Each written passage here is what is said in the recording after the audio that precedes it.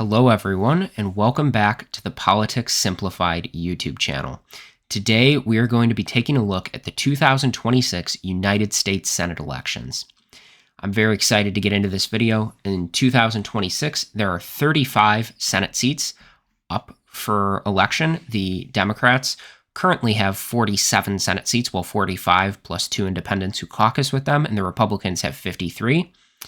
And 35 total seats out of the 100 are up, 33 that are scheduled to be up because they're part of the Class 2 Senate class, and then 2 from the Class 3 Senate class are having special elections, those being Ohio and Florida. And overall, there are 11 retirements, 7 on the Republican side and 4 on the Democratic side. So about a third of the Senate seats are seeing retirements, which is a relatively high number and is going to make for some interesting and competitive races come November. So let's get right into the safe seats. For the Republicans, that's going to be Idaho, Wyoming, Kansas, Oklahoma, Arkansas, Louisiana, Mississippi, Alabama, Tennessee, Kentucky, West Virginia, and South Dakota. For the Democrats, that's going to be Massachusetts, Rhode Island, New Jersey, Delaware, Oregon, and Illinois. And now moving on to the likely seats that are likely to be within 15 points, but not necessarily competitive yet to where we're going to cover them in this video. For the Democrats, that's going to be Colorado, New Mexico. And for the Republicans, and for the Democrats, that's going to be Virginia and Minnesota as well. And for the Republicans, that's going to be Montana, Iowa, and South Carolina, and Florida. And now we are on to the competitive seats that we're going to be talking about, and there's going to be 9 of those. Let's start with the likely Republican seats. Let's start with Alaska. So for Alaska, in 2020, incumbent Senator Dan Sullivan was reelected by 12 points against independent Al Gross. In 2026, Mary Peltola, the former Democratic Congresswoman from the state of Alaska, intends to seek this Senate seat and has already announced.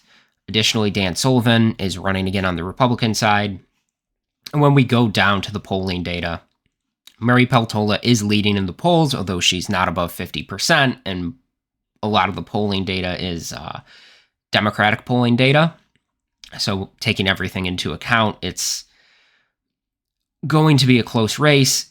However, given the lean of the year, the fact that the 2026 midterms are expected to be a Democratic-leaning year, at this point, I would categorize Alaska as leans Republican, especially because we've seen Republican states that have an independent streak, such as Nebraska and Alaska, and then Utah in 2022.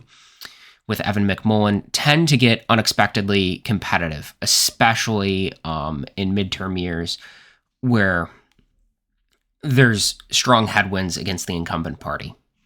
And now moving on to Texas. And in Texas, we actually have the nominee known on the Democratic side, but not on the Republican side yet. The Republican primary went to a runoff between Texas Attorney General Ken Paxton and incumbent Senator John Cornyn. Donald Trump has not issued an endorsement in this race as of March 28th, 2026, when I'm recording this video. And in case he issues an endorsement today, I will disclose that I'm recording this video very early in the morning on March 28th. So 2026 United States Senate election, James Tallarico is the Democratic nominee. We do not know the Republican nominee yet, but going down to the general election, looking at polling, I would say, given the polling between the two, Ken Paxton and James Tallarico, and between John Cornyn and James Tallarico, a lot of the polling that shows Tallarico up, once again, he's not even breaking 45% here. I would say right now, Texas is likely Republican, probably around the 5-point range, although it would not be unreasonable to suggest that by the time the midterms roll around, whoever the Republican nominee is only ends up winning by 2 to 4 points rather than above 5. And now moving on to Nebraska. And Nebraska is interesting because this is Pete Ricketts, who was appointed and then won a special election in 2024, he's the former governor of Nebraska. He is running for a full Senate term. And he is running against independent Dan Osborne, who came within 6 points of defeating Deb Fischer, the other senator from Nebraska, in 2024.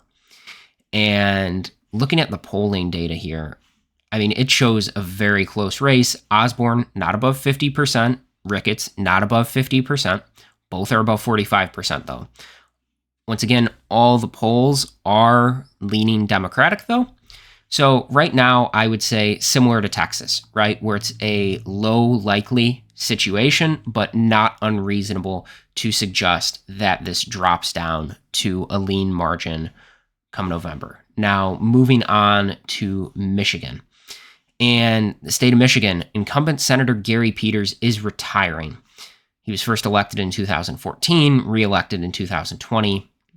Mike Rogers, who narrowly lost to the other senator from Michigan, Alyssa Slotkin, he is running for the Republican nomination, and there are multiple candidates running in the Democratic primary. The three major ones are Mallory McMurrow, a current state senator, Haley Stevens, a congressperson, and Abdul El Sayed, the former director of the Michigan Department of Public Health, former Wayne County Health Director.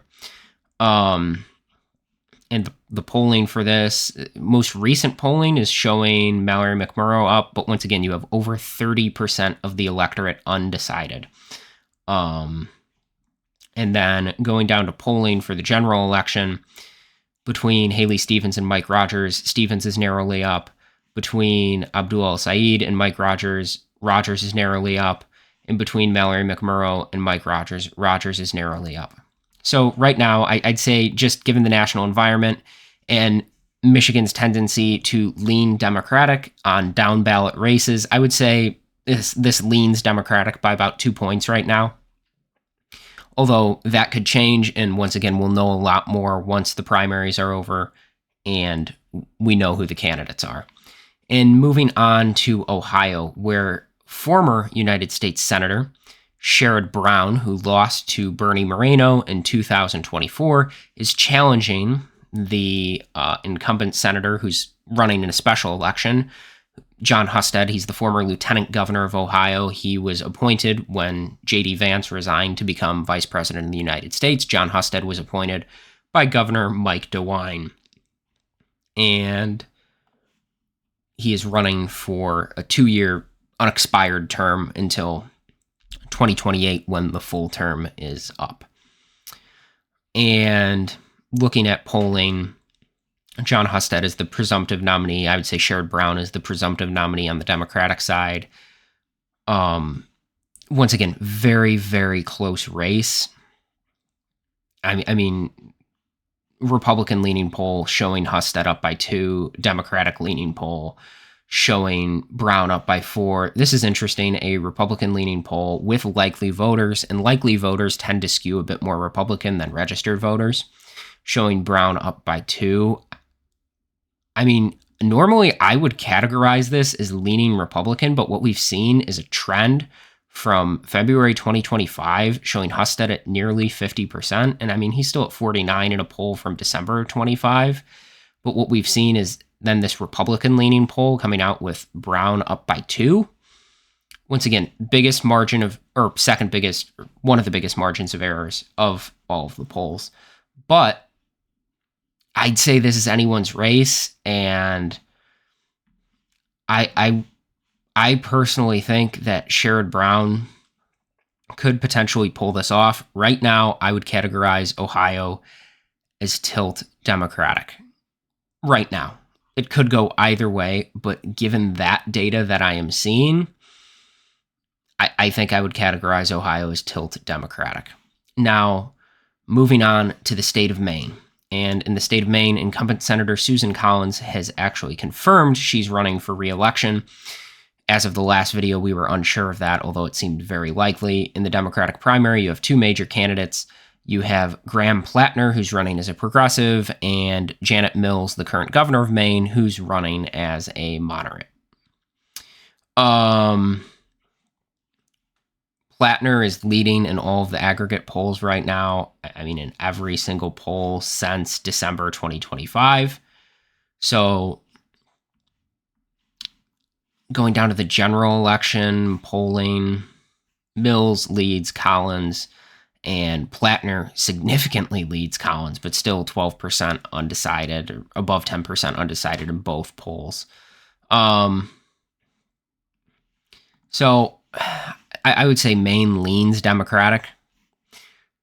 And now moving on to New Hampshire. And in New Hampshire, we have Jeanne Shaheen, the incumbent Democratic senator since 2008, is retiring. The Republican primary, Scott Brown, a former U.S. senator from Massachusetts, actually, and he ran for this seat in 2014. And then John Sununu, who was defeated by Jeanne Shaheen in 2008, are both running for this seat. And Sununu is far and away leading in the polls. Chris Pappas is leading in the Democratic polls. In fact, I think he might be the presumptive nominee or just have very little opposition. And he is leading Scott Brown by around 10 points and Sununu by around 2. So I would say New Hampshire leans Democratic. Moving on to the state of North Carolina. And in North Carolina, we do have our nominees as well. Former RNC chairman Michael Whatley is facing off against former governor Roy Cooper. And just going down to the polling data here, Roy Cooper is leading in every single poll. I would categorize North Carolina as a high lean for Democrats right now. I would say probably, 4 to 4.5 percentage points for the margin of victory for Roy Cooper. And then lastly, moving on to the state of Georgia, where incumbent Senator Jon Ossoff is running for a second term. And you have a pretty crowded Republican field. You have Buddy Carter, Mike Collins, and Derek Dooley. Mike Collins is leading in every single poll, but once again, above 40% of the Republican electorate is undecided. And then going down to the general election, you see that Jon Ossoff does well against all of the candidates, although Mike Collins is middle of the road. Buddy Carter appears to be the strongest candidate, according to polling, but once again, we have close to 10% or above 10% undecided in every single aggregate poll. So I would say Georgia leans Democratic. So to conclude this 2026 Senate forecast, we have actually a 50-50 Senate with Sherrod Brown winning in Ohio. And once again, this could very easily change before November. But if the electoral trends say anything, it's that the Republicans are facing strong electoral headwinds this year. And if things continue to go the way they are with messaging, and Democrats did an excellent job in recruiting high-quality candidates for a lot of these races. And keep in mind, even if James Tallarico does not win in Texas, or, the Democratic candidate does not win in Iowa, the fact that the Democrats chose strong nominees for these seats, even if they don't win, they are pulling resources away from, John Husted in Ohio and from Michael Whatley in North Carolina, where, those are resources, from the Republican Senatorial Campaign Committee. So, I mean, Alaska is competitive. Georgia is competitive. North Carolina is competitive. What we're seeing here is none of the competitive states are above a lean margin right now. None of those final 6 or 7 competitive states are above a lean margin right now, which means things could swing either way, which is why I'm going to be making more of these videos. And speaking of which, if you all want to be informed when those videos are posted, please subscribe to the channel and turn on notifications so you can get notified as soon as I post a new video.